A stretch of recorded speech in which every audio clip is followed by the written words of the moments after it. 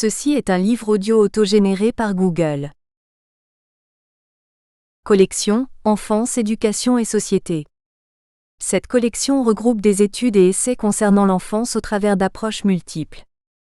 Études universitaires et essais issus du monde de l'éducation ou du secteur du travail social, ces travaux ont en commun la même préoccupation: apporter un éclairage diversifié sur un domaine essentiel de l'univers des sciences humaines. Dernière parution. Nathalie Rock, aider les élèves en mathématiques dès l'école primaire.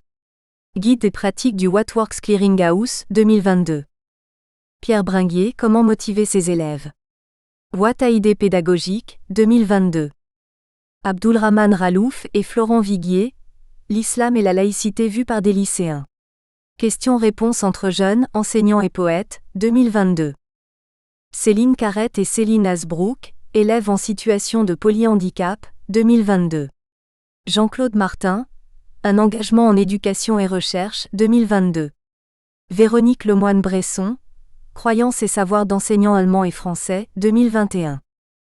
Sylviane Guillard-Lepetit, déficience intellectuelle et apprentissage de la lecture, 2021. Gilles Henry, le système français de protection de l'enfance.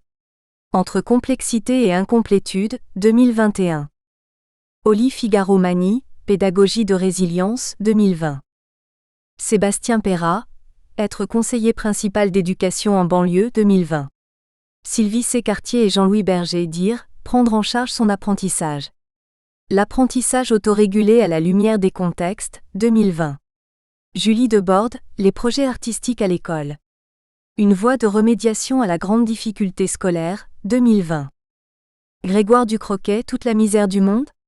Témoignage d'un enseignant de français langue étrangère, 2020. Jean-Luc Sochaki, la scolarité des enfants d'immigrés polonais. Société métallurgique de Normandie et Société des mines de Soumont, 1919 à 1939, 2020. Aziz Djellab, l'éducation prioritaire en France. Bilan et devenir d'une politique emblématique, 2020. Symposium au Berlin. Campus Fonderie Mulhouse. Oli Figaro-Mani, cohorte, accompagnement vers la résilience, 2020. Jomago Philem, autiste mode d'emploi, 2020. Sophie Morlaix dire, le numérique à l'école primaire, analyse des effets conjoints sur les élèves et les enseignants, 2020. Exergue. Trop souvent, les maîtres négligent l'enseignement moral pour l'enseignement civique, qui semble plus précis et plus concret, et ils oublient que l'enseignement civique ne peut avoir de sens et de valeur que par l'enseignement moral, car les constitutions qui assurent à tous les citoyens la liberté politique et qui réalisent ou préparent l'égalité sociale ont pour âme le respect de la personne humaine, de la dignité humaine. Jean Jaurès, l'enseignement de la morale.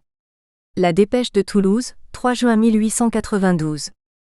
Je tiens pour progrès le plus important dans l'éducation des enfants, le fait que l'État français ait introduit à la place du catéchisme un manuel élémentaire qui donne aux élèves les premières notions de leur statut civique et de leurs futurs devoirs éthiques. Sigmund Freud, 5 Psychanalyse, Le Petit Hans. Paris, Payot et Rivage, 2017, page 380. Préface.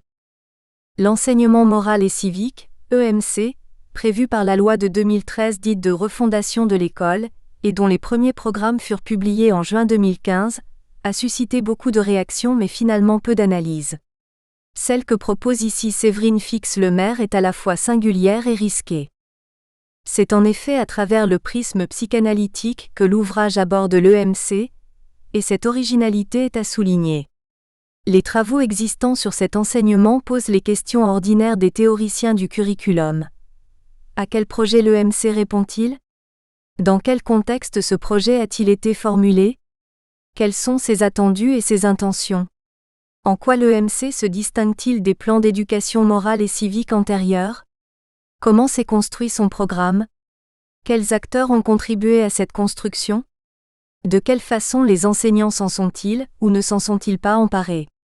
À quels enseignants est-il confié la tâche de le mener à bien? Etc. Mais à ma connaissance, aucune étude n'a abordé le sujet sous l'angle d'une analyse clinique de la pratique enseignante. Or, cette approche est tout autant problématique qu'originale. car la psychanalyse a affaire à des sujets individuels. Proposer une interprétation psychanalytique des embarras professionnels devant l'EMC, n'est-ce pas faire sortir cette interprétation hors du champ où elle est légitime? Comment tirer des leçons générales des cas analysés ici d'André, Romy et Sébastien? Leur embarras est-il vraiment professionnel, c'est-à-dire celui d'un corps professionnel ou personnel? En somme, en quoi l'analyse clinique des cas d'André, de Romy et de Sébastien nous apprend-elle quelque chose au-delà d'André, Romy et Sébastien? L'ouvrage de Séverine Fix-Lemaire n'esquive pas ces questions et il y répond en distinguant l'embarras, qui est subjectif, de l'empêchement, qui est objectif. Il faut en d'autres termes distinguer les obstacles conjoncturels, rencontrés par l'EMC, liés à la nature et à la mise en œuvre du programme, densité et hétérogénéité des savoirs à mobiliser, absence d'un habitus partagé des enseignants face à un objet d'enseignement présenté et perçu comme nouveau, crainte des uns de voir renaître des leçons de morale d'un autre âge, inquiétude quasi contraire des autres devant des questions jugées sensibles ou dérangeantes, difficulté pour évaluer acquisition par les élèves les compétences attendues, de ces obstacles structurels. Ceci renvoie à la subjectivité de l'enseignant, inévitablement impliqué personnellement dans un enseignement dédié à la formation de la personne et à la transmission des valeurs, et qui met explicitement en avant l'importance de dimensions aussi subjectives que la culture de la sensibilité ou la culture de l'engagement. J'avoue quant à moi ne pas bien comprendre en quoi les difficultés objectives, liées à la nature et à la mise en œuvre du programme, ne pourraient pas elles aussi être considérées comme structurelles. Peut-être même faudrait-il renverser les épithètes et tenir pour conjoncturel, ce qui renvoie à la psyché, inévitablement variable, des enseignants et pour structurel, ce qui relève de la nature du programme et des conditions de sa mise en œuvre. Mais peu importe. On doit reconnaître que l'EMC est un objet d'enseignement très singulier, dont les contenus peuvent faire écho au rapport que les sujets qui l'enseignent peuvent avoir à la loi ou à leurs émotions, et que cela justifie la possibilité d'une analyse clinique. Reste que si embarras il tient surtout, me semble-t-il, à la complexité de l'EMC. Que celui-ci soit un objet complexe, au sens qu'Edgar Morin donne à cet adjectif, c'est d'ailleurs ce que cet ouvrage met particulièrement bien en lumière. Je suis d'autant mieux placé pour en juger que j'ai été l'un des concepteurs du programme d'EMC de 2015, et je dois remercier Séverine Fix-Lemaire d'avoir si bien compris les intentions de ce programme, et notamment la rupture curriculaire qu'il entendait constituer en visant le développement d'une véritable culture morale et civique et en distinguant plusieurs dimensions de la moralité et de la citoyenneté. La sensibilité, le droit et la règle, le jugement et l'engagement. Cette ambition était-elle excessive? La barre était-elle trop haute? La complexité même de ce nouvel enseignement, l'impossibilité de le faire entrer dans le cadre disciplinaire traditionnel qui organise en France la transmission des savoirs scolaires, l'identification malaisée des professeurs naturellement à même de le prendre en charge. Tout cela conduit à cumuler jusqu'à l'intrication les difficultés objectives et subjectives éprouvées par les enseignants. De ce point de vue, le nouveau programme, paru en 2018, peut être compris comme une simplification du programme et c'est d'ailleurs bien ainsi qu'il a été présenté. Faut-il pour autant s'en féliciter? Je ne le crois pas. À l'école primaire, le respect de l'autorité des adultes est devenu l'obsession principale du programme. Au collège, l'EMC est définitivement rattaché à l'enseignement d'histoire et de géographie, sur lequel il calque l'énoncé de ses contenus, droits de l'homme,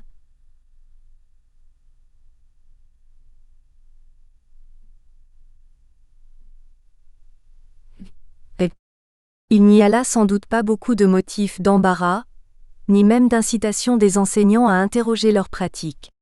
Retour au calme de l'inconscient, désormais bien plus aisément objet d'un refoulement réussi. Je suis convaincu que l'école a plus à perdre qu'à gagner dans cette simplification, et je gage que Séverine Fix-Lemaire, qui est conseillère pédagogique et formatrice d'enseignants, en est tout aussi convaincue. Pierre Kahn, professeur émérite, Université de Caen. Introduction. Danser, chorégraphier, c'est poser l'autre, qu'il soit absence ou présence. L'autre est la condition de tout mouvement, de tout désir, de toute connaissance. Cette conscience de l'altérité jointe à la mémoire, donne à la trajectoire humaine sa valeur, son juste équilibre. Catherine Diverès, SD. À l'image de la danse qui m'a soutenue jusqu'à ma reprise d'études, écrire une thèse représente pour la danseuse que je suis une chorégraphie, mettant en scène une occasion nouvelle et multiple, de rencontre avec l'altérité, l'autre que moi et l'autre en moi.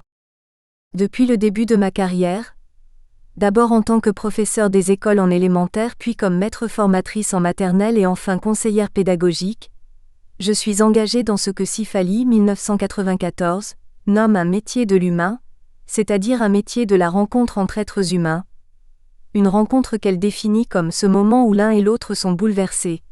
Quelque chose se passe qui va les transformer. Cifali, communication personnelle, 3 mars 2021. Et je réalise que chacune des rencontres que j'ai faites depuis le début de ma carrière m'a permis d'être toujours en mouvement, de renouveler mon désir de connaissance, sans cesse. Chacune m'a façonné professionnellement et au-delà, a coloré ma trajectoire personnelle. Chacune, par sa valeur, a participé à me maintenir en juste équilibre sur le fil de ma vie.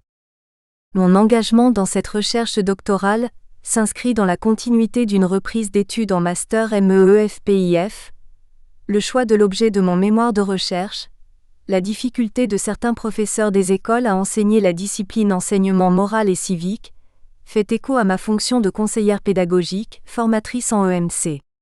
Cette articulation entre le choix d'un objet de recherche universitaire et une fonction professionnelle est caractéristique d'une forme d'implication qualifiée de contextuelle. Elle fait référence à la dimension structuro-professionnelle proposée par Barbier, 1977, en ce qu'elle rend compte du rapport singulier entre la fonction professionnelle, l'activité professionnelle et les effets que cela produit. Mon implication contextuelle pourrait dès lors se résumer ainsi. À la parution des programmes d'EMC en 2015, j'ai été chargée du dossier « Laïcité et EMC » au sein de ma circonscription.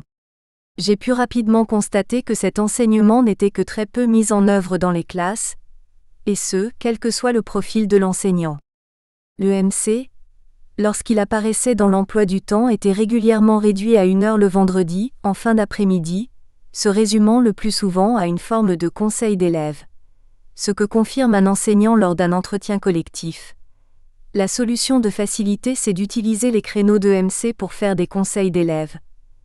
J'ai pu constater également à maintes reprises que l'EMC servait en quelque sorte de variable d'ajustement pour les séances relatives au domaine Questionner le monde, au cycle 2 et aux disciplines Histoire et Géographie au cycle 3. En élargissant mon périmètre d'action à l'académie, j'ai pu réaliser sensiblement le même constat, comme en témoignent ces quelques paroles d'enseignants relevées au cours d'un stage de formation académique. C'est le dernier truc que je fais, je laisse ça ne m'intéresse pas. Ce constat d'une divergence entre mon désir et celui de certains de mes pairs a constitué pour moi une énigme de terrain. Pourquoi des professeurs des écoles, enseignants polyvalents, au demeurant convaincus du bien fondé de leur mission d'éducation des élèves pour en faire des citoyens libres et éclairés, sont-ils embarrassés pour mettre en œuvre l'EMC dans leur classe ? Le terme « embarrassé », que j'utilise ici pour introduire mon propos, est le fruit de 6 années de réflexion.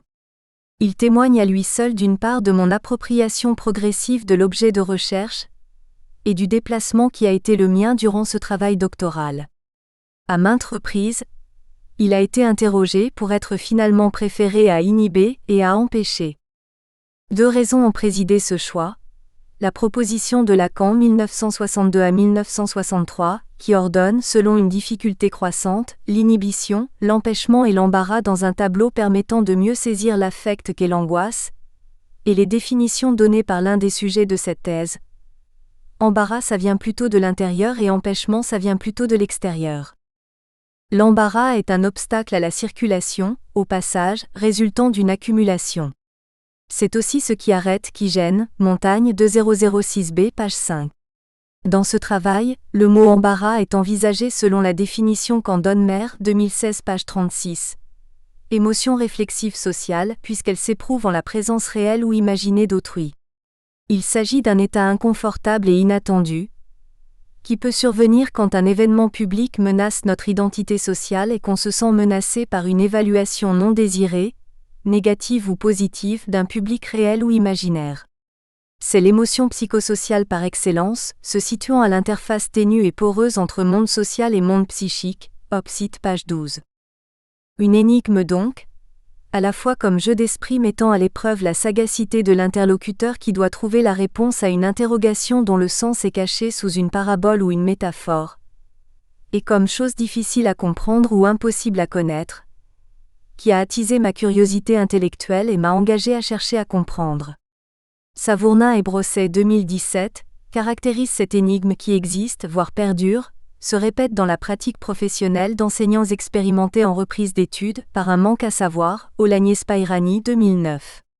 Elles avancent que, confronté à des questions auxquelles aucun savoir ne vient répondre, l'enseignant peut se faire chercheur, mettant au travail cette énigme, en la problématisant et en la théorisant à partir d'une question de recherche. Cette énigme qui m'a fait devenir chercheuse, inscrite dans le champ professionnel, mobilise donc la formatrice que je suis. Elle constitue pour moi le moteur d'un véritable engagement, au sens de participation active, par une option conforme à ses convictions profondes, dans l'exercice de mon métier, ce que révèlent les paroles confiées récemment par ma collègue conseillère pédagogique. La première fois que je t'ai entendu parler d'EMC, d'éthique, de responsabilité en formation, j'ai senti que c'était pas juste pour faire ton boulot mais que tu étais complètement engagé dans ce que tu disais. Cette énigme m'invite alors, en tant que formatrice, à envisager des perspectives de formation qui seront présentées comme des pistes de réflexion dans la conclusion de cette recherche. Dans ce travail, mon implication contextuelle se traduit par des incises sous forme de questions qui agissent pour moi comme des pensées à haute voix, en lien avec ma question de recherche. Ainsi, au côté figé d'une implication contextuelle posée, dans une partie dédiée, en début de thèse et qui de fait n'est pas réinterrogée pendant le travail d'écriture, j'ai préféré la souplesse qu'offrent les pensées à haute voix. Ces incises perlées témoignent de ma mise au travail tout au long du processus d'écriture et fonctionnent pour le lecteur, comme un fil conducteur lui permettant de suivre mon cheminement intérieur placé pour partie en extériorité, et les méandres d'élaboration de cette thèse. Cette thèse s'intéresse à des enseignants professeurs des écoles, exerçant dans le premier degré, en école élémentaire, donc du cycle 2 au cycle 3. La spécificité du professeur des écoles est d'être un enseignant polyvalent. Cette polyvalence, inhérente au métier, est au fondement même de la professionnalité. Dans ce contexte, Baya et Philippot, 2018 page 66 soulignent un paradoxe. Alors que les enseignants déclarent un attachement fort à la polyvalence, les enquêtes réalisées mettent en évidence le fait que dès qu'ils le peuvent, ces mêmes enseignants développent des stratégies visant à réduire la polyvalence intégrale qu'ils doivent mettre en œuvre. Il apparaît donc un écart significatif entre une polyvalence formelle, prescriptive et normative, ce que l'enseignant devrait être et faire, et une polyvalence réelle, individuelle et pragmatique, ce que l'enseignant dans sa classe fait, veut et peut faire. Cet écart, résultant de l'adaptation à la réalité du métier et du sentiment d'incompétence ressenti par certains enseignants dans certaines disciplines, est révélateur de tensions et de difficultés à exercer leur métier. Si des causes contextuelles peuvent en être à l'origine, elles ne semblent pas pouvoir l'expliquer entièrement. Les difficultés de certains professeurs des écoles face à des disciplines, comme l'EMC, qualifiées par Baya et Philippot, 2018 page 66, d'intermédiaires et de marginalisés, voire délaissés. Autrement dit, toutes ces disciplines autres que les mathématiques et le français, qu'il n'est pas possible de ne pas enseigner, ibidem, sembleraient aussi liées à des causes plus structurelles. Ce travail doctoral a pour objet les pratiques d'enseignement moral et civique dans le premier degré en France, c'est-à-dire du CP au CM2. Créé par la loi du 8 juillet 2013 d'orientation et de programmation pour la refondation de l'école de la République lancée par Payon, l'EMC est un enseignement obligatoire encadré par des programmes nationaux parus au bulletin officiel spécial du 25 juin 2015 et entré en vigueur lors de la rentrée scolaire 2015. Articulé à la troisième composante du socle commun de connaissances, de compétences et de culture, la formation de la personne et du citoyen, ils ont été clarifiés dans le bulletin officiel du 26 juillet 2018 et modifiés par le bulletin officiel du 30 juillet 2020. L'EMC, comme projet de société, a donc connu une évolution que L'. On pourrait qualifier de curriculaire au sens de Demeuse, Stroven et Rougiers, 2006 page 11, pour qui un curriculum consiste en un plan d'action qui s'inspire des valeurs qu'une société souhaite promouvoir. L'enseignement moral et civique est prescrit dans les écoles élémentaires, les collèges et les lycées publics et privés sous contrat en France. Ainsi, l'école maternelle n'est pas directement concernée par cet enseignement prévu du cycle 2 au cycle 4. Cependant, le vivre ensemble, qui occupe une place essentielle dans le programme de cette première école, ne manque pas de rappeler explicitement les objectifs et préoccupations de l'EMC, comme en atteste L'. Introduction du programme. L'école maternelle permet aussi aux enfants d'apprendre ensemble et de vivre ensemble. Elle assure une première acquisition des principes de la vie en société et du respect d'autrui, en permettant à l'enfant de se construire comme personne singulière au sein d'un groupe. L'objectif affiché et affirmé de l'EMC dans le programme de 2015 est une éducation à la citoyenneté qui se donne pour objectif de transmettre un socle de valeurs communes.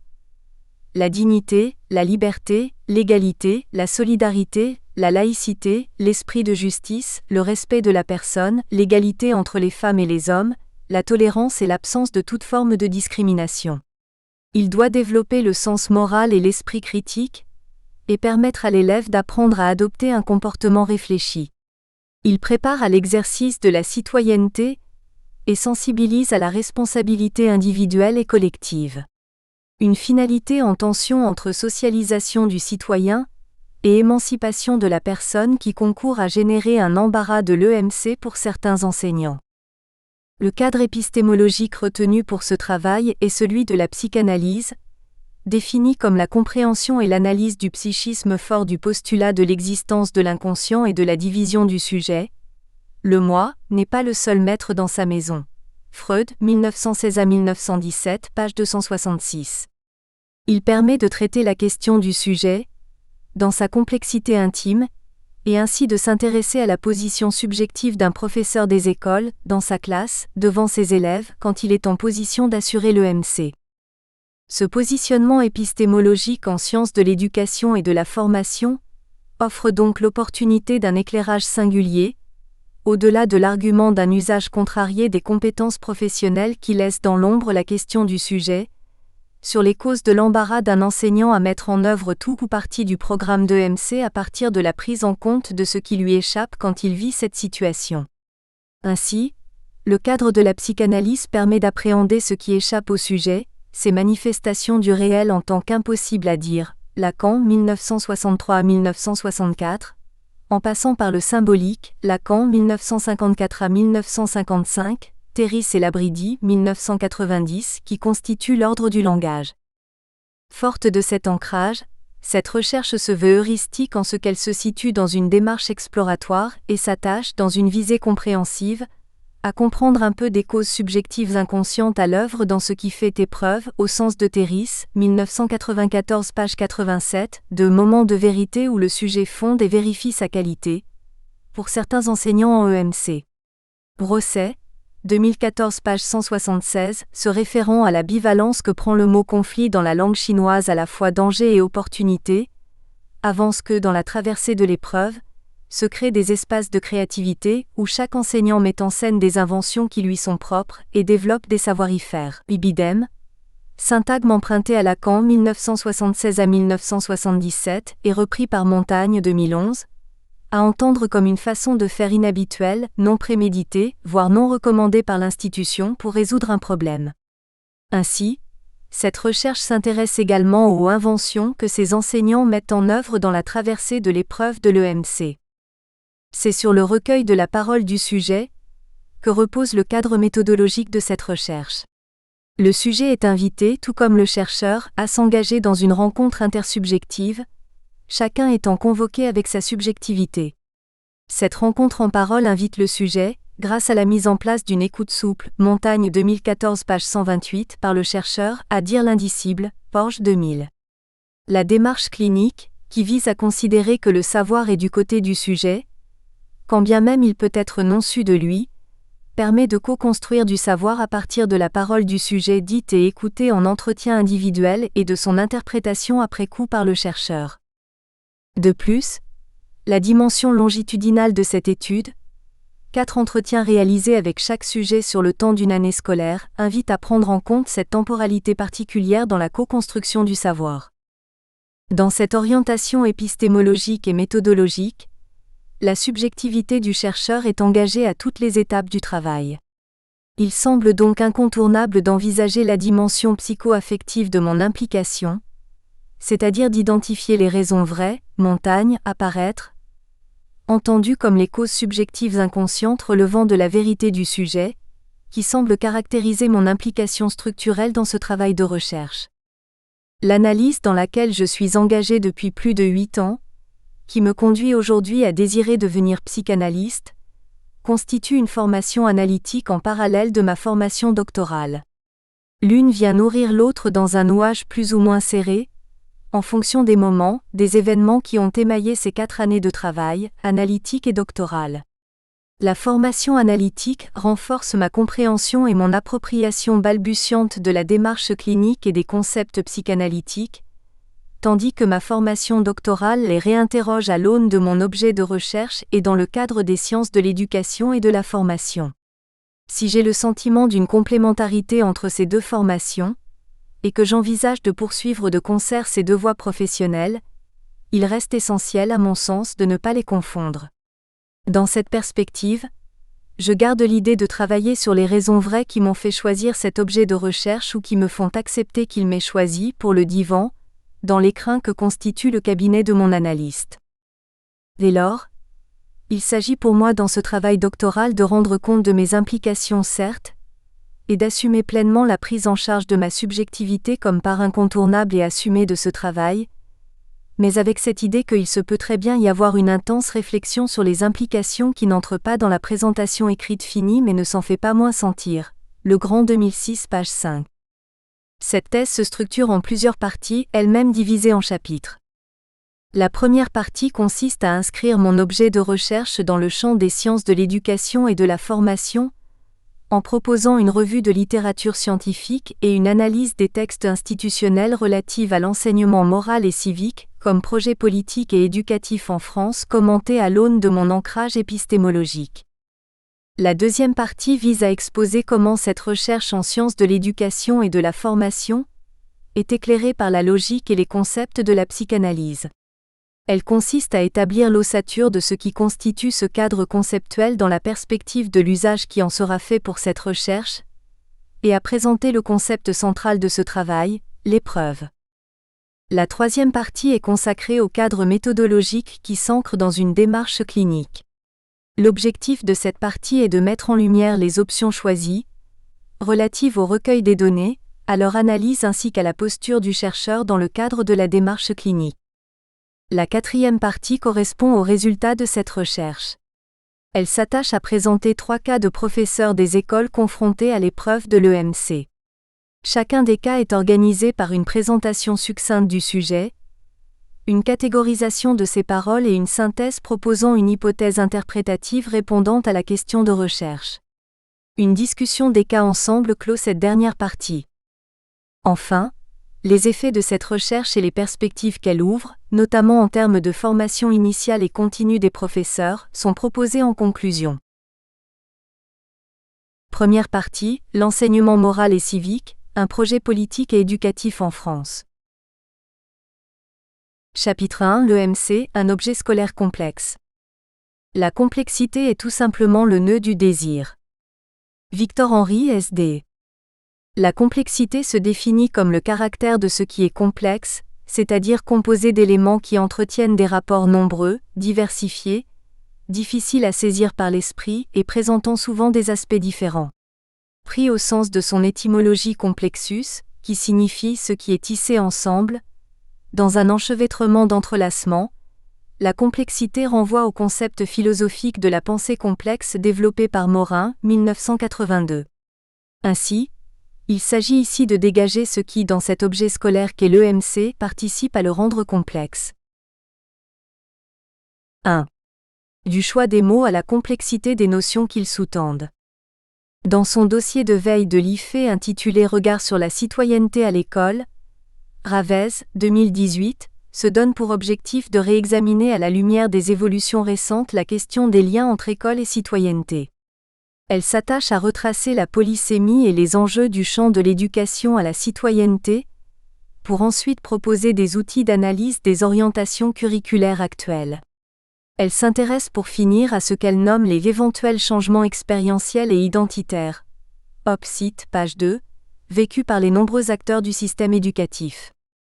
Elle souligne alors, à propos de l'EMC, pilier de l'éducation à la citoyenneté à l'école, que les notions convoquées interrogent l'ensemble du monde éducatif par le biais des tensions que mettent au jour la pluralité des conceptions véhiculées, la complexité de leur mise en réseau et enfin celle de leur actualisation dans le cadre scolaire. Op-Cit, page 14. Aussi, il semble opportun de s'intéresser au mot même de l'intitulé de la discipline, enseignement, moral, civique, pour en comprendre les choix, en cerner les contours et déplier un peu de la complexité qui se cache dans la synergie qu'ils forment lorsque pris dans un même ensemble, ils doivent faire sens pour les enseignants. Le mot enseignement, pour une discipline scolaire. Comme le souligne Bergugno 2017, l'éducation à la citoyenneté dans les programmes depuis la Troisième République a connu de nombreux changements d'appellation. Instruction religieuse et morale, instruction morale et civique, éducation morale et patriotique, éducation civique et morale, éducation civique, instruction civique et morale. Il s'agit là d'une nébuleuse assez complexe, si l'on en juge par la fluctuation des formulations utilisées. Op.cit, page 12. En 2015, lorsqu'il s'est agi de nommer la discipline refondée, c'est le terme enseignement qui a été préféré à instruction et à éducation, et ce, pour la première fois dans l'histoire de cette discipline. Dès lors, il semble intéressant de se pencher sur ce que recouvre chacun de ces termes pour postuler des raisons du choix du mot « enseignement ». L'instruction est définie comme la transmission de connaissances théoriques ou pratiques qui visent à former l'esprit par l'acquisition de savoir. Sous l'angle de la psychanalyse, Fontaine, SD page 8, pose que instruire, c'est fournir à quelqu'un les outils qui lui permettront de fabriquer quelque chose, et ajoute que l'on peut fournir des outils permettant d'élaborer une activité de construction, on ne saurait transmettre une activité de construction. Celle-ci devra nécessairement être voulue, désirée, par le sujet lui-même. En ce sens, la nature de l'instruction est une autoconstruction, et toute instruction doit viser l'autonomie. Le travail du maître est seulement de donner à l'élève le goût de l'étude, de le guider dans ce projet d'émancipation intellectuelle. L'éducation désigne à la fois un processus et le résultat de ce processus. Du latin ex-ducere guider, conduire or, éduquer un enfant c'est le faire grandir, l'élever dans son humanité pour lui donner les moyens de devenir autonome. C'est développer chez lui un ensemble de connaissances morales, physiques et intellectuelles pour lui permettre d'affronter sa vie personnelle et sociale de manière harmonieuse. L'éducation s'adresse à l'être tout entier, et se donne par là même une visée plus large que l'instruction. Fontaine, SD, page 6 à 7, résume l'éducation depuis la psychanalyse en ces termes. Il s'agit de passer d'un individu, l'enfant constitué d'un noyau de pulsions originelles, à l'anthropos, c'est-à-dire à un être qui soit désormais pourvu d'une certaine capacité d'autonomie, et qui du coup ait fait le deuil de la toute-puissance. Ce que Flao 2006 page 296 reprend par ces mots. L'éducation, c'est le développement de la capacité à être soi tout en étant avec les autres, à ménager ses relations avec eux, à participer à la vie sociale, à intérioriser la culture commune. La Jonquière 2011, quant à lui, poursuivant l'idée que l'éducation prend en compte le désir du sujet et permet la symbolisation chez l'enfant au cours de son processus d'apprentissage, avance que l'éducation est un grandir en société, Op-Cit, page 5, qui, à la différence du dressage qui est capable de développer un savoir-faire naturel, permet le déploiement d'un savoir-vivre toujours artificiel, Op-Cit, page 53. Il semble donc que, ainsi défini, instruction et éducation se rejoignent dans une double finalité commune. Transmettre d'une génération à l'autre un héritage, les acquis culturels d'un monde commun, Aubin 2014 page 23, et viser l'autonomie du sujet et par là même, lui permettre d'être responsable et libre, au sens juridique de pouvoir que le citoyen a de faire ce qu'il veut sous la protection des lois et dans les limites de celles-ci. Il n'est donc pas étonnant que ces deux termes aient été tour à tour choisis à dessein, pour désigner ce qui a constitué, depuis la fondation de l'école républicaine, une éducation à la citoyenneté. Les oscillations entre éducation et instruction, dans les intitulés successifs de la discipline rendent compte de prises de position affirmées quant à la mission de l'école, tantôt appréhendée selon l'idée platonicienne, relayée par la philosophie des Lumières, que l'individu accède à soi par la connaissance et que la formation de l'être humain et du citoyen résulte essentiellement de la transmission du savoir. Tantôt portée par la conviction de l'importance de la prise en compte de l'individu dans sa globalité pour le conduire à inscrire dans la société à laquelle il appartient. Payon, 2013, lui-même prend position lorsqu'il aborde les raisons qui justifient la création d'un nouvel enseignement en écrivant que l'école doit non seulement instruire mais éduquer. On l'oublie trop souvent. Il lui appartient de transmettre des savoirs mais aussi des valeurs. Celles de la République. Ni plus ni moins. L'enseignement des valeurs ne relève pas que de la sphère privée ou de la sphère marchande. Elle n'est pas la propriété exclusive des églises, de la société civile ou même des familles. Opposite, page 131. L'enseignement, enfin, est une pratique, mise en œuvre par un enseignant, visant à faire acquérir des compétences, en termes de savoir, savoir-faire et savoir-être, à un élève dans le cadre scolaire. Et Bergogneau 2017, page 12, de résumé, instruction met l'accent plutôt sur les savoirs institutionnels et sur une pédagogie directive. L'éducation insiste sur les comportements. Dans notre période, son utilisation évoque davantage l'attention portée sur la personne même de l'élève et sur la nécessité de l'associer dans la construction des savoirs. La notion d'enseignement se veut plus neutre, en échappant au débat instruction et éducation pour souligner que l'éducation à la citoyenneté appartient pleinement aux disciplines scolaires. Le choix inédit du mot « enseignement » dans l'intitulé des programmes de 2015 signerait donc la volonté des concepteurs d'inscrire résolument et explicitement cette discipline dans le champ scolaire et d'affirmer le rôle de l'école dans la formation de la personne et du citoyen. C'est par ailleurs ce dont témoigne l'intitulé du domaine 3 du socle commun de connaissances, de compétences et de culture, la formation de la personne et du citoyen, et le bulletin officiel du 21 juin 2015 qui indique que cet enseignement requiert l'appropriation de savoirs littéraires, scientifiques, historiques, juridiques. Il n'existe pas de culture morale et civique sans les connaissances qui instruisent et éclairent les choix et l'engagement éthique et civique des personnes.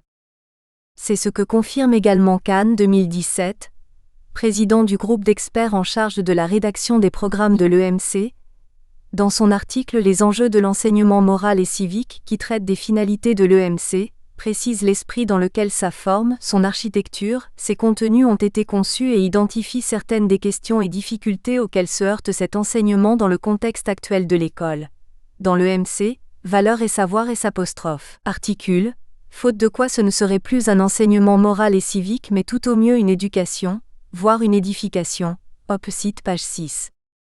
De plus, le terme enseignement permettrait de contourner l'opposition historique entre instruction et éducation, qui a pu susciter de vifs débats dans l'opinion publique. En somme, ce choix pourrait être interprété comme celui de l'évitement de la polémique pour préserver l'école, et à travers elle les professeurs des écoles, de controverses fragilisant la mise en œuvre de la discipline, et de l'affirmation de leur légitimité à s'emparer de l'EMC comme objet scolaire pour participer activement à la formation de la personne et du citoyen. Le mot moral, pour une morale délibérative.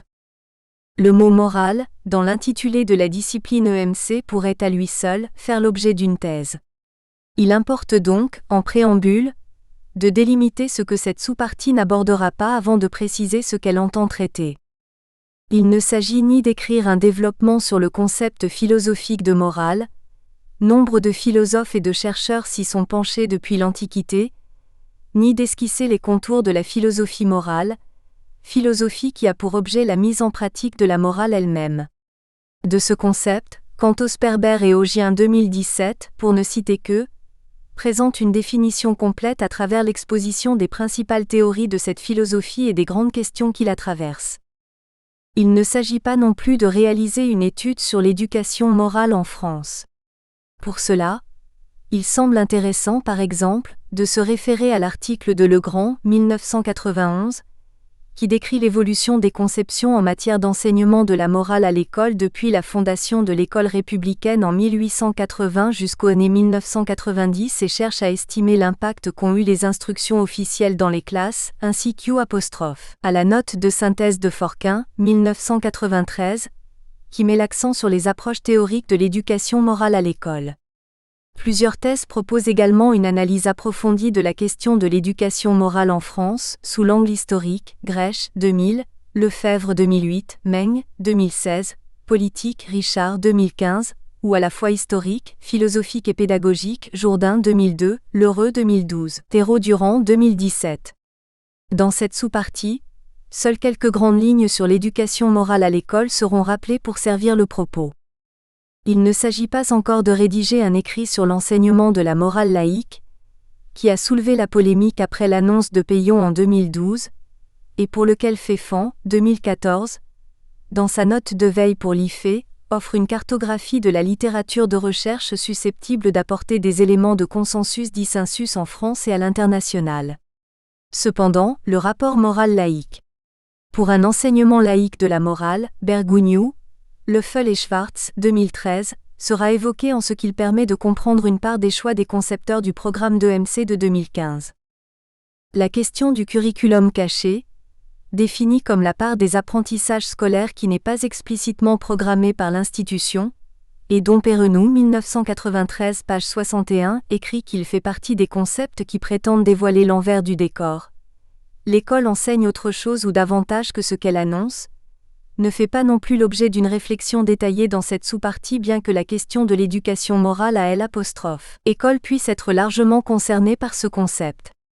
En effet, Forquin 1993 page 74 soutient que s'il y a bien transmission de valeurs et d'attitudes morales dans le cadre des écoles, cette transmission passe davantage par des processus informels ou implicites que par le canal d'une activité explicite et délibérée d'enseignement, et résume sa pensée en ajoutant que l'école façonne l'identité morale des individus selon des voies complexes et en grande partie imprévisibles. Opsit, page 75.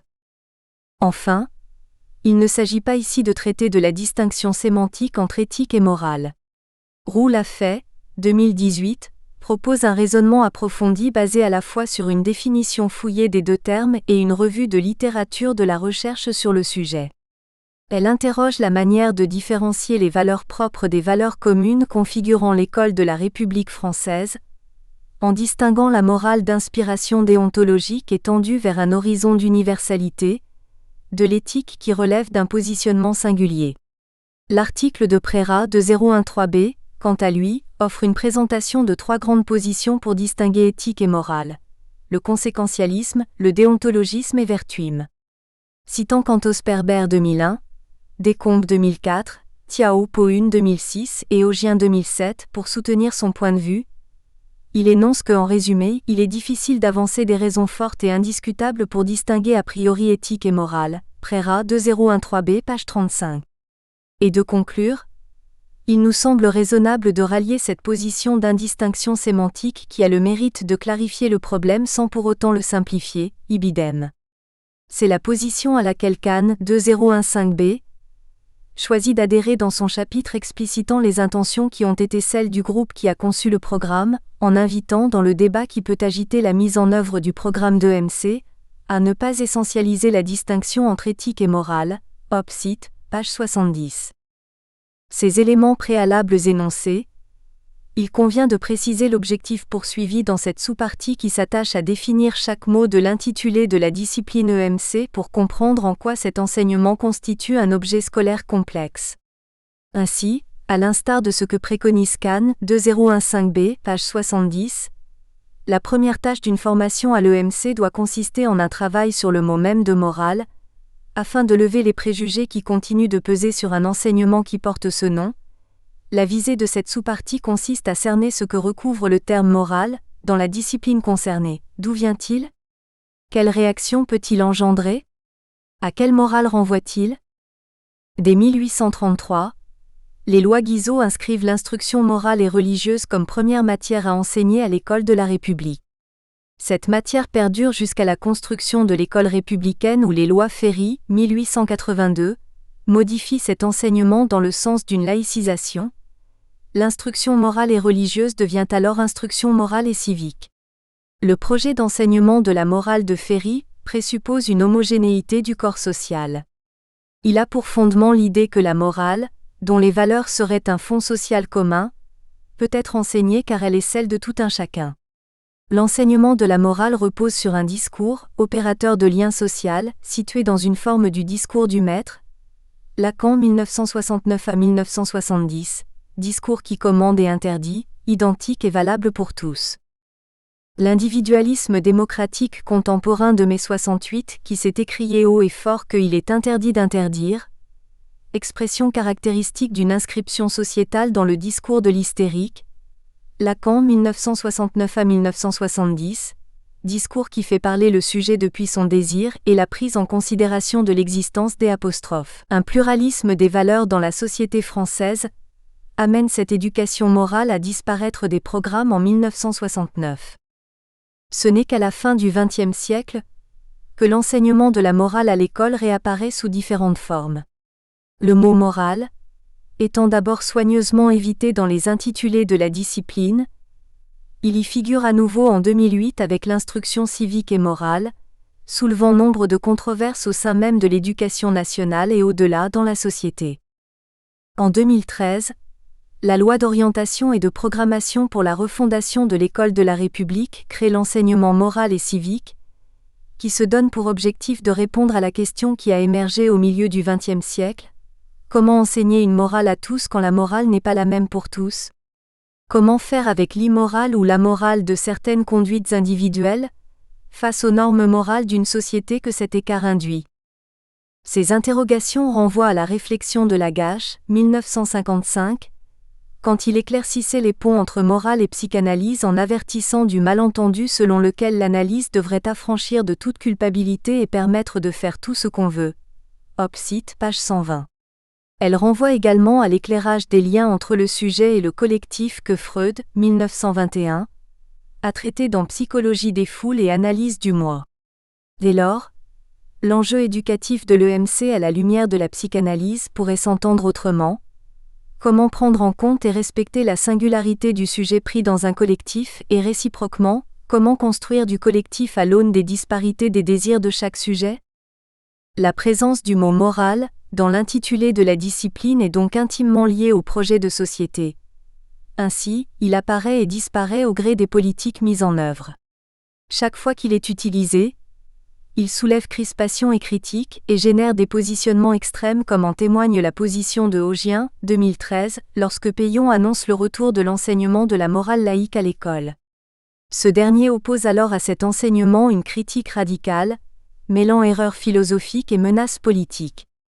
Analysant cette position, Jacomino 2013 page 172, souligne que imposer un enseignement de la morale à l'école, c'est confondre le juste et le bien. On peut imaginer un consensus sur ce qu'est une vie juste, mais comment l'État pourrait-il trancher parmi les différentes conceptions de la vie bonne? Une éducation civique est justifiée, mais une éducation morale d'État ne l'est pas.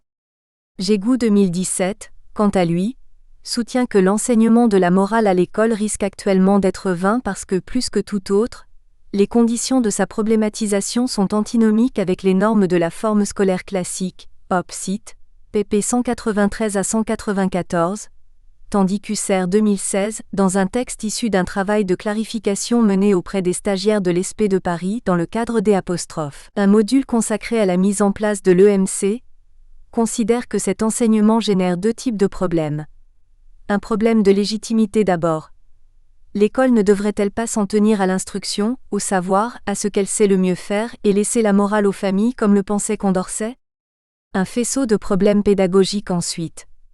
Comment enseigner sans tomber dans l'endoctrinement quelque chose qui ne relève pas seulement du savoir mais d'une disposition à agir? Et puis comment l'évaluer? Opsite écran 2.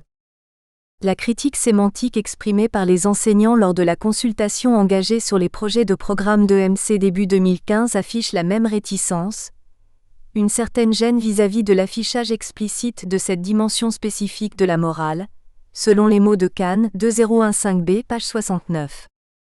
En effet, si la synthèse de la consultation nationale sur les projets d'EMC, 2013 juillet, rédigée par la Direction générale de l'enseignement scolaire, souligne l'importance d'un nouvel enseignement devenu encore plus impérieux dans ce contexte particulier post-attentat, certains concepts clés du projet, qui apparaissent cependant insuffisamment définis, constituent parfois des obstacles à la bonne intelligibilité du texte et de ses finalités, et appellent une explicitation. Ainsi est-il indispensable de clarifier certains termes, au premier rang desquels celui choisi pour désigner ce nouvel enseignement, à savoir moral, jugé désuet, d'une autre époque. Ce terme pose problème, car il est porteur d'ambiguïté sémantique risquant de conduire à des interprétations erronées des finalités de cet enseignement, ou bien, le terme moral est connoté car il se réfère à des pratiques anciennes moralisatrices, ou encore qu'est-ce qu'on entend par morale ?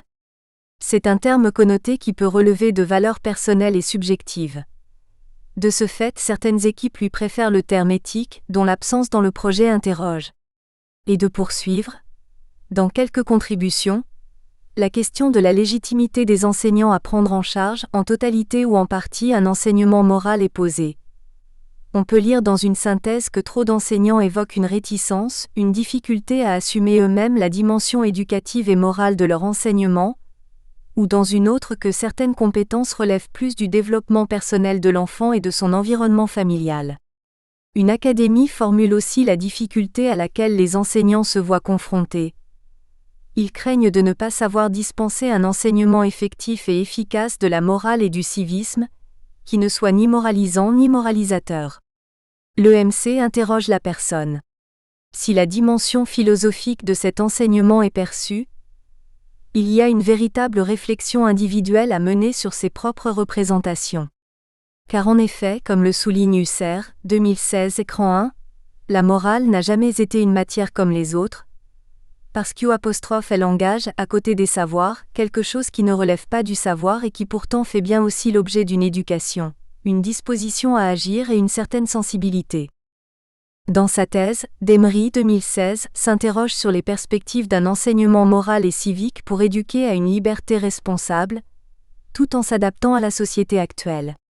Elle étudie notamment les questions et amendements qui ont été déposés, et, en regard d'une interview de Payon lui-même, propose une analyse approfondie des débats qui ont agité la sphère politique au printemps 2013 au sujet de la morale laïque. Elle souligne que non seulement les parlementaires s'interrogent sur la faisabilité du projet d'un enseignement moral et civique, ce qui fait écho au travail de thèse de Thérault-Durand en 2017, et sur les modalités de cet enseignement, mais qu'au-delà, ce sont certaines notions et expressions qui vont créer des difficultés au point que, petit à petit, le ministre va devoir faire marche arrière quant au titre à donner à ce futur enseignement. Demery 2016 page 112. Les tensions principales se cristallisent, non pas tant sur la notion de morale, que celle de laïcité, et plus globalement la morale laïque. Opsite, page 112.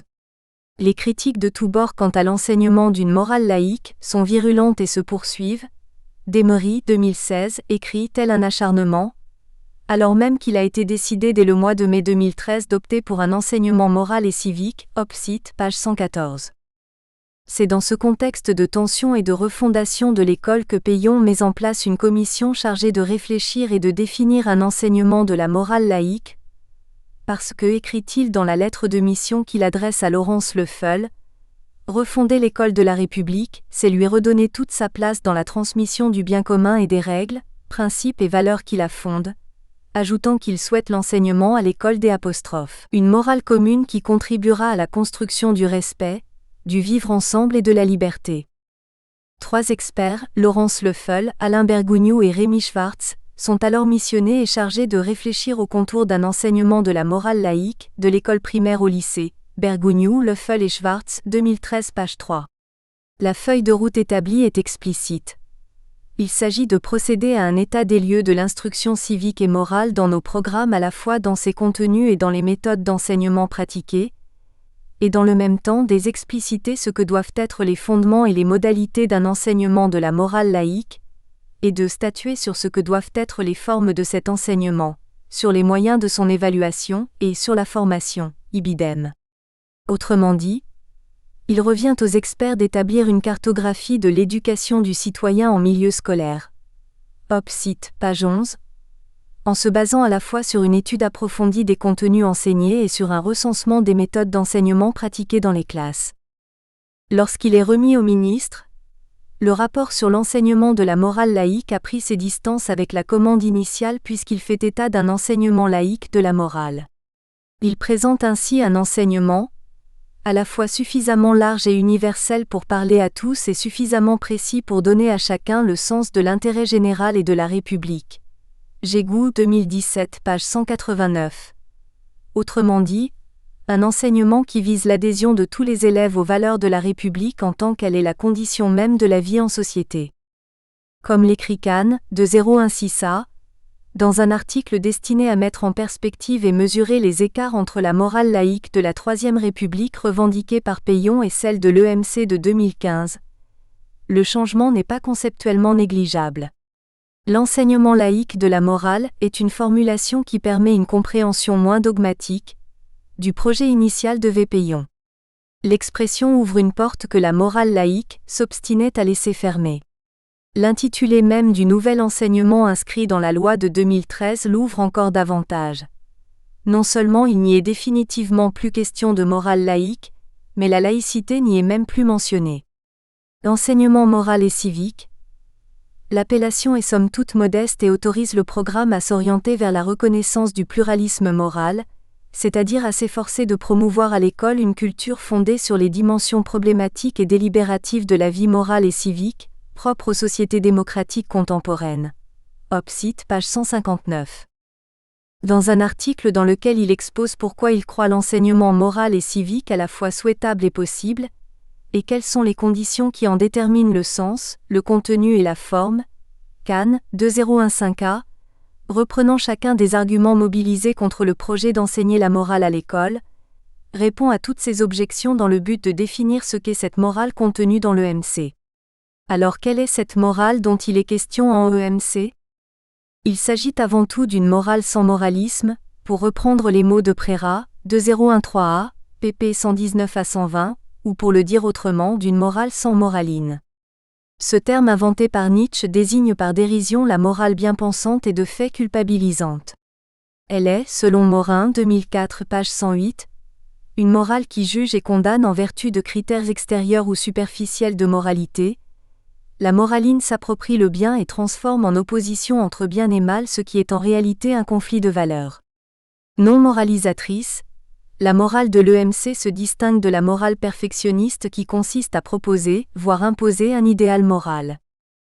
C'est dès lors une morale qui accepte le pluralisme des valeurs, des croyances, des convictions, qui fonde la société française actuelle et qui rend impossible l'enseignement d'une morale absolue, comme c'était le cas sous la Troisième République, un pluralisme qui tient à la fois à la réalité de convictions et de croyances différentes, mais tout autant à la force de l'individualisme qui fait que les individus et les familles veulent affirmer leur choix de vie. Bergogneau 2017 page 13. Et au-delà même d'accepter la pluralité des options morales possibles, il s'agit de travailler sur cette pluralité, de faire fond sur elle, Kahn 2017 page 6, parce que nous ne vivons pas dans un consensus global de valeurs qui seraient comme des étoiles fixes. C'est là un aspect de la modernité, et un point de non-retour. Nous évoluons dans une société pluraliste religieusement, politiquement, moralement, philosophiquement, où chacun n'a que la force de sa parole. Ricoeur cité par Ocar, 1996 page 95. Plus encore, l'EMC est un enseignement qui doit permettre aux élèves d'apprendre ce pluralisme, Kahn 2017 page 6. En d'autres termes, il s'agit de faire réfléchir ensemble les élèves à un accord sur les conditions qui permettent à des systèmes de valeurs différents de coexister. Ainsi, tenir compte de la pluralité des options morales, c'est définir ce qui est commun dans une société démocratique, c'est-à-dire les valeurs et les principes valables pour tous, par-delà les attachements particuliers. Bergogneau 2017 page 14. Husserl, 2016 écran 2, ajoute que la morale scolaire doit s'auto-limiter en bornant ses prétentions à ce qui relève de la vie en communauté, c'est-à-dire qu'elle est fondée à promouvoir des principes et des valeurs qui ne sont pas négociables, non pas parce qu'ils seraient absolument consensuels, mais parce qu'ils sont nécessaires au fonctionnement harmonieux d'une société qui se veut démocratique. La morale de l'EMC est donc fondée sur le commun constitué par le socle des valeurs humanistes. Elle est ce que Bergogneau 2017 page 14 nomme une morale civique commune. Autrement dit, elle est une morale qui a vocation à rassembler, à faire communauté sur la base de valeurs partagées. Ce que reprend l'annexe au programme de 2015 paru en juillet 2018. La morale enseignée à l'école est une morale civique en lien étroit avec les principes et les valeurs de la citoyenneté républicaine et démocratique. L'adjectif moral de l'enseignement moral et civique renvoie au projet d'une appropriation par l'élève de principes garantissant le respect d'autrui. Cette morale repose sur la conscience de la dignité et de l'intégrité de la personne humaine, qu'il s'agisse de soi ou des autres, et nécessite l'existence d'un cadre définissant les droits et devoirs de chacun. Cette acceptation du pluralisme a cependant une limite que soulève Kahn, 2016a, page 158. La transmission actuelle des valeurs de la République a au contraire une dimension agonistique assumée. Elle se fait explicitement contre Daesh, contre l'islamisme, contre le fondamentalisme, l'intégrisme religieux.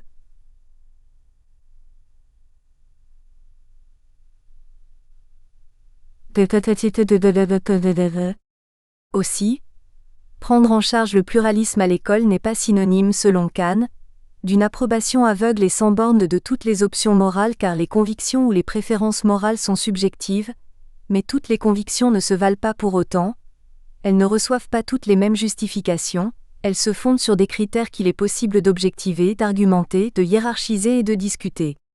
Il y a une raisonnabilité de la dimension éthique de l'existence. Kahn 2017, page 7. D'où l'importance accordée dans le programme d'EMC au débat argumenté sur les choix moraux. Dès lors, l'éducation morale à l'école se veut réflexive. Elle repose sur une morale délibérative en référence à l'éthique de la discussion, d'Habermas, 1983. Ce dernier transforme l'impératif catégorique kantien, agit de telle sorte que la maxime de ta volonté puisse toujours valoir en même temps comme principe d'une législation universelle. Kant, 1788, page 30, dans une optique dialogique. Au lieu d'imposer à tous les autres une maxime dont je veux qu'elle soit une maxime universelle, je dois soumettre ma maxime à tous les autres afin d'examiner par la discussion sa prétention à l'universalité. Ainsi s'opère un glissement. Le centre de gravité ne réside plus dans ce que chacun peut souhaiter faire valoir sans être contredit comme étant une loi universelle, mais dans ce que tous peuvent unanimement reconnaître comme une norme universelle. Habermas, 1983, pp 88 à 89. La morale de l'EMC est ainsi définie par Kahn, 2016b, page 96, comme une morale qui se construit de façon dialogique dont les valeurs et les normes sont impliquées, mises en jeu dans des situations de confrontation des idées et l'échange, dans cet espace intermédiaire qui se situe entre le savoir de type scientifique objectif et la pure croyance subjective. L'espace de l'argumentation raisonnée, de la capacité à justifier ce que l'on pense et ce que l'on dit et en discuter avec autrui, Kahn 2017 page 7. Finalement, l'objectif est de développer un raisonnement moral chez les élèves afin qu'ils se construisent une conscience morale individuelle et critique. Kahn 2015a page 192. En résumé, la morale de l'EMC pourrait renvoyer à ce que Husserl, 2016, écran 2, a nommé une éducation du rapport à l'autre. Fondée sur ce qui rassemble, agit par l'intercommunication, elle est avant tout une morale à l'enjeu civique. Le mot civique, pour l'exercice d'une citoyenneté. L'adjectif civique se rapporte au latin civicus et désigne ce qui concerne le citoyen dans ses rapports avec la société, c'est-à-dire en considération de ses droits et de ses devoirs à l'égard de la res publica, la chose publique. Jouant sur l'effet sémantique que la psychanalyse offre, la chose, das Ding, concept freudien repris par Lacan qui en fait l'objet cherché mais jamais trouvé, public soulève la question du vivre à plusieurs dans un espace commun et invite Pirard, 2010 page 159 à s'interroger. Cela signifie-t-il vivre comme un ? Ou tous pour un ? Ou sans autre ? Depuis les lois Ferry de 1882, et le remplacement de l'instruction morale et religieuse par l'instruction morale et civique, le mot civique est présent dans l'intitulé de la discipline. Il est remplacé une seule fois, en 1941, lorsque le gouvernement de Vichy renomme les cours du primaire en éducation morale et patriotique. Le mot civique est donc la constante de cet enseignement, ce que rappelle Marchand, 1992, citant Benoît, 1985, dans l'introduction du numéro de Spirale Instruction-Éducation civique. Dans cet article présentant un rapide bilan historiographique des publications consacrées à l'instruction civique dans les années 1990, Il relève que le domaine a souvent changé d'intitulé et a fait l'objet de nombreux aménagements dans ses programmes, le public visé. Mais il n'a jamais été absent, ce qui atteste la valeur que le politique lui accorde dès l'école. Marchand, 1992, page 12.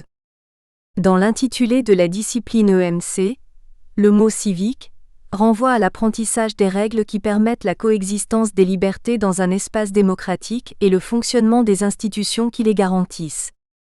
C'est l'idée soutenue par l'annexe au programme d'EMC de 2018 qui réorganise le programme et transforme les 4 dimensions: la sensibilité, le droit et la règle, le jugement et l'engagement, en 3 finalités. Respecter autrui, acquérir et partager les valeurs de la République, construire une culture civique. L'intitulé de cette dernière finalité, qui reprend dans son contenu les 4 dimensions, semble vouloir marquer la prévalence de l'enseignement civique. Elle spécifie que la conception républicaine de la citoyenneté insiste à la fois sur l'autonomie du citoyen et sur son appartenance à la communauté politique formée autour des valeurs et principes de la République. Elle signale l'importance de la loi et du droit, tout en étant ouverte à l'éthique de la discussion qui caractérise l'espace démocratique. Autonomie et appartenance apparaissent ici corrélées, dans une certaine évidence qui pourrait être questionnée à l'aune de la psychanalyse. L'autonomie, du latin autonomos qui se gouverne par ses propres lois, est la capacité à ne pas dépendre d'autrui. Or, comment le sujet, par définition assujetti au désir de l'autre, pourrait-il ne pas être dépendant de lui ? Et dans cette injonction à l'appartenance, entendue comme besoin humain fondamental de se sentir reconnu et relié aux autres, comment pourrait-il ne pas dépendre de ceux avec qui il est pris dans ce lien ?